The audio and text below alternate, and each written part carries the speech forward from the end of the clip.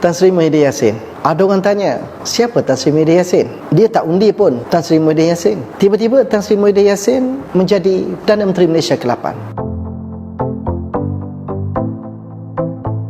Ada orang meroyan belasan tahun untuk menjadi Perdana Menteri ke-8.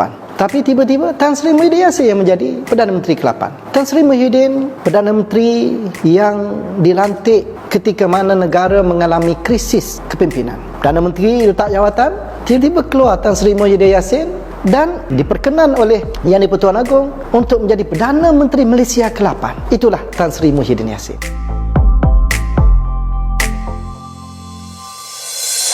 Jasa beliau ialah menyelamatkan negara daripada krisis kepimpinan yang sekiranya gagal ditangani dengan baik, dia akan menyebabkan negara terjerumus ke suatu keadaan yang sangat-sangat tidak baik. Ini jasa besar beliau.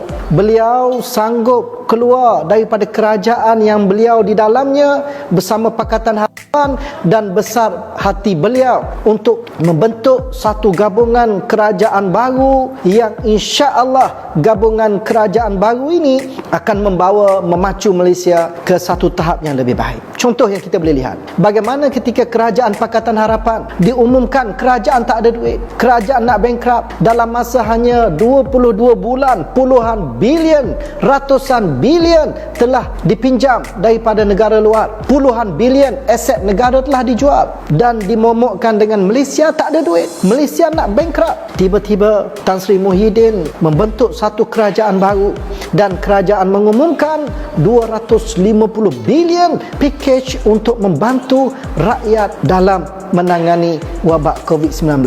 Terima kasih Tan Sri Muhyiddin.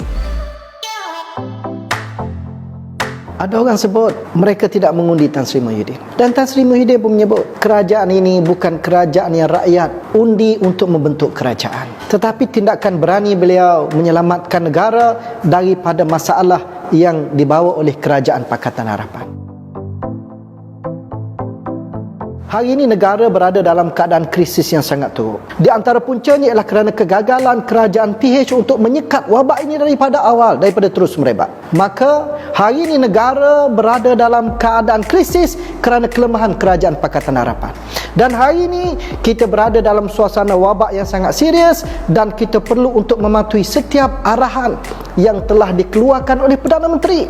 Kenapa? Kerana kepatuhan kita kepada Perdana Menteri ini akan membantu negara untuk keluar daripada wabak COVID-19 ini. Jadi hari ini Tan Sri Muhyiddin seumpama ayah kita yang memberikan arahan dan nasihat supaya kita terselamat daripada wabak ini. Seumpama seorang ayah yang menasihati anak-anak dan keluarga beliau, jangan keluar daripada rumah kerana di luar sana ada wabak virus yang sedang menunggu. Walaupun ada suara-suara sumbang yang mempertikaikan Tan Sri Muhyiddin, mempertikaikan ayah kita, seumpama suara-suara hasutan yang minta kita keluar, jangan patuhi arahan ini, perkecilkan kewibawaan ayah kita dalam menguruskan wabak ini.